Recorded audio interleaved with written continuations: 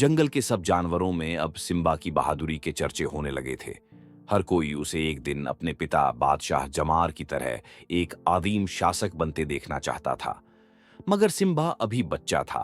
खेलना कूदना और नई मुहिमों पर निकलना उसका सबसे पसंदीदा शौक था। नई आजमाइश एक दिन, जब सिम्बा और उसके दोस्त जीबो हिरण और टोटो खरगोश जंगल में खेल रहे थे, उन्हें एक बूढ़ा कछुआ नजर आया। वह एक पेड़ के नीचे उल्टा पड़ा था और मदद के लिए आवाजें लगा रहा था। ओह नहीं, ये तो उल्टा हो गया है, सिम्बा बोला। टोटो ने तुरंत छलांग लगाकर कछुए को सीधा करने की कोशिश की, मगर वह बहुत भारी था।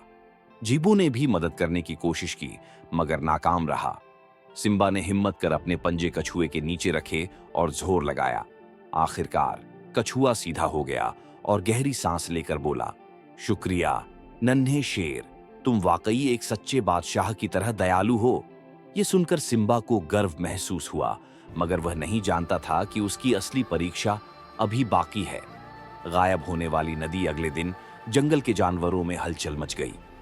सब हैरान और परेशान थे, क्योंकि जंगल के पास बहने वाली नदी अचानक सूख गई थी।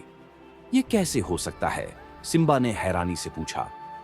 अगर नदी सूख गई तो हम सब प्यासे मर जाएंगे, जीबो ने घबरा कर कहा। सिम्बा ने फैसला किया कि वह इस रहस्य को सुलझाएगा। वह अपने दोस्तों के साथ नदी के किनारे पहुंचा और वहां कुछ अजीब निशान देखे। ये बड़े बड़े पंजों के निशान थे जो नदी की ओर जा रहे थे। ये किसी बड़े जानवर के निशान हैं, टोटो ने कहा। खतरनाक खुलासा।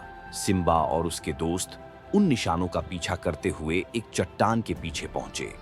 वहां उन्होंने एक बड़ा सा बंदर देखा जो नदी के पानी को रोकने के लिए लकड़ियों का बांध बना रहा था।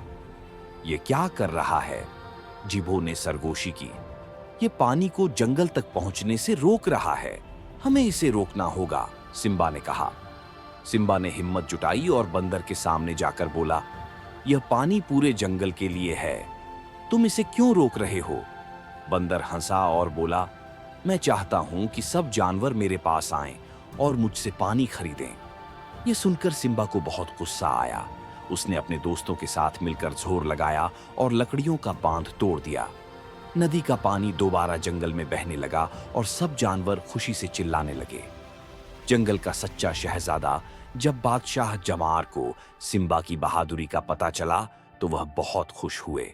उन्होंने सिम्बा को प्यार से कहा, बेटा, एक सच्चा बादशाह सिर्फ ताकतवर नहीं होता, बल्कि दूसरों की मदद करना भी जानता है। तुमने आज साबित कर दिया कि तुम जंगल के सच्चे शहजादे हो।